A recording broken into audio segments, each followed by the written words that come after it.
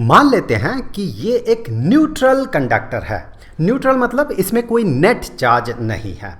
लेकिन net charge नहीं है तो क्या हुआ, इसमें बहुत बहुत सारे फ्री इलेक्ट्रॉन्स होंगे।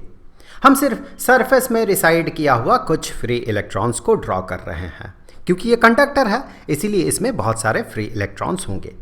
अब इन फ्री इलेक्ट्रॉन्स को देखकर आप ये मत सोचिए कि ये कंडक्टर निगेटिवली चार्ज्ड है, क्योंकि इन फ्री इलेक्ट्रॉन्स के साथ एसोसिएटेड जो प्रोटॉन्स है वो भी उसके आसपास किसी एक न्यूक्लियस में एग्जिस्ट करता है। तो उन एसोसिएटेड प्रोटॉन्स को हमने यहाँ पर ड्रॉ कर लिया है।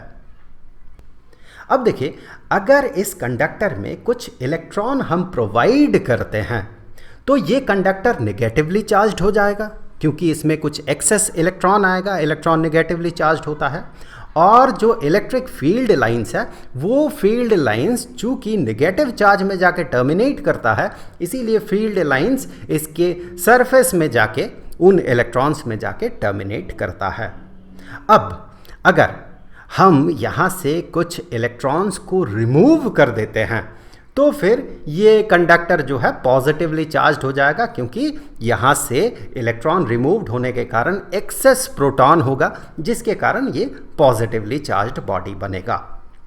यहाँ मैं आपको बता दूं कि एक कंडक्टर के सरफेस से सारे फ्री इलेक्ट्रॉन्स को रिमूव करना प्रैक्टिकली इम्पॉसिबल होता है। तो अब भी आप जान ले, बहुत बहुत सारे फ्री इलेक्ट्रॉन्स को रिमूव करने के बाद भी सरफेस में जो एटम्स है उसके साथ एसोसिएटेड बहुत बहुत सारे फ्री इलेक्ट्रॉन्स वहाँ पर रिसाइड करता है। अब चूंकि ये पॉजिटिवली चार्ज्ड बॉडी है तो यहाँ से इलेक्ट्रिक फील्ड लाइंस बाहर की तरफ निकलेगा, क्योंकि पॉजिटिव चार्ज से इलेक्ट्रिक फील्ड लाइन बाहर निकलता है जो कि नेगेटिव चार्ज में जाके टर्मिनेट करता है।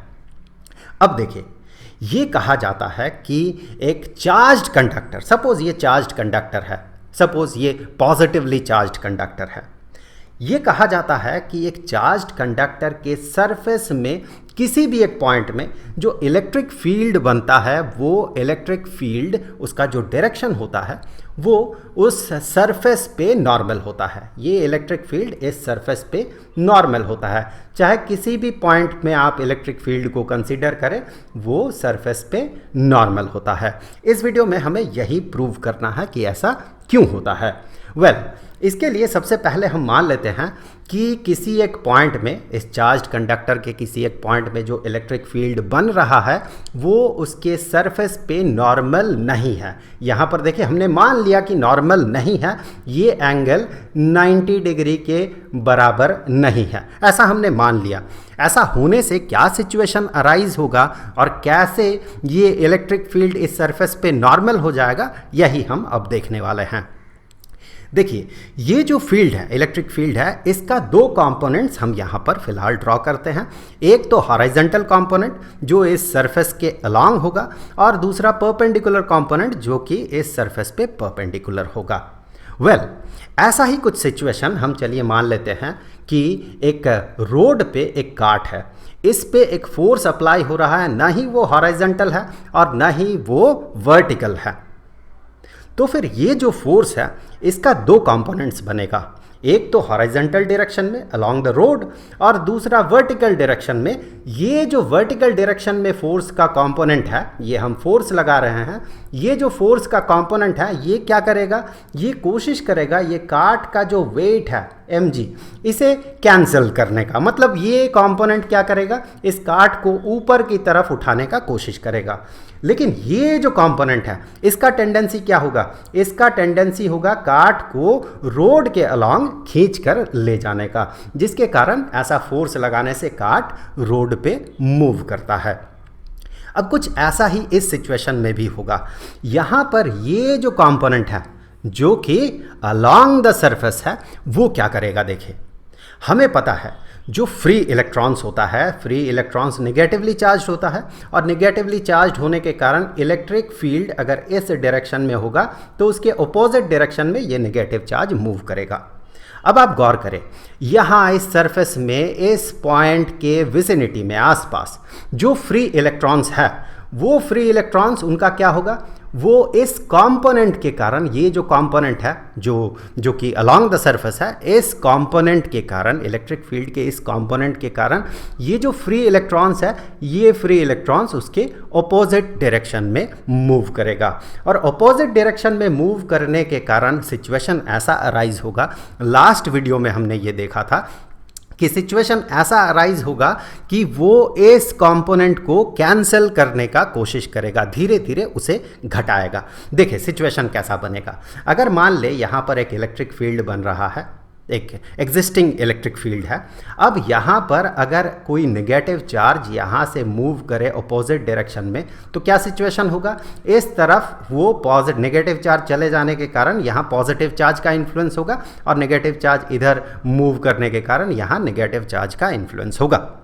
अब देखिए हमें क्या पता है, हमें पता है पॉजिटिव चार्ज से नेगेटिव चार्ज के तरफ इलेक्ट्रिक फील्ड बनता है। तो ये जो चार्ज सेपरेशन के कारण ये जो इलेक्ट्रिक फील्ड बन रहा है, ये सोर्स इलेक्ट्रिक फील्ड को कैंसिल करने का टेंडेंसी रखता है, उसे धीरे धीरे घटाता है। तो अब देखिए कुछ फ्री इलेक्ट्रॉन्स जब इस तरफ से इस इलेक्ट्रिक फील्ड के कंपोनेंट के एग्जिस्टेंस के कारण इस डायरेक्शन में मूव करके आएगा, तो ये क्या करेगा, इस कंपोनेंट को वो कैंसिल करने का कोशिश करेगा, इसके मैग्नीट्यूड को घटाएगा। तो इसके मैग्नीट्यूड को ये घटा रहा। फिर कुछ फ्री इलेक्ट्रॉन यहाँ से, चूंकि अब भी ये कंपोनेंट एग्जिस्ट कर रहा, तो अब कुछ और फ्री इलेक्ट्रॉन्स इधर से इस तरफ ये मूव करेगा। ऐसा होने से ये कंपोनेंट और छोटा होगा। ऐसा कब तक चलेगा, फ्री इलेक्ट्रॉन का मूवमेंट कब तक चलेगा, जब तक कि ये हॉराइजेंटल कंपोनेंट जो है अलोंग द सरफेस जो कंपोनेंट है, ये जब तक एग्जिस्ट करेगा तब तक फ्री इलेक्ट्रॉन का मूवमेंट इस कंपोनेंट के ऑपोजिट डायरेक्शन में होते रहेगा। ऐसा होते होते ये तभी सिचुएशन तभी जाके एक इक्विलिब्रियम स्टेट में आएगा या स्टैटिक सिचुएशन में आएगा, जब ये हॉराइजेंटल कंपोनेंट जो है अलोंग द सरफेस कंपोनेंट जो है, ये कंपोनेंट वैनिश न कर जाए। और इसके वैनिश करते साथ साथ सिर्फ वर्टिकल कंपोनेंट बचा हुआ रहेगा।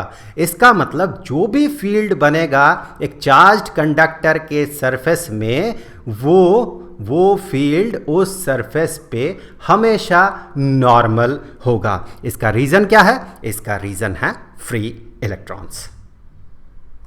अब अगले वीडियो में हम ये बात करेंगे कि किसी भी कंडक्टर के अंदर स्टैटिक सिचुएशन में कोई भी एक्सेस चार्ज नहीं हो सकता है। उस वीडियो का लिंक आपको यहाँ पर स्क्रीन पे मिल जाएगा, पूरे प्लेलिस्ट का लिंक भी आपको स्क्रीन पे मिल जाएगा। तो आई होप कि अगले वीडियो में ज़रूर मुलाकात होगी। तो मिलेंगे आपसे अगले वीडियो में, तब तक के लिए खुश रहें। Good bye.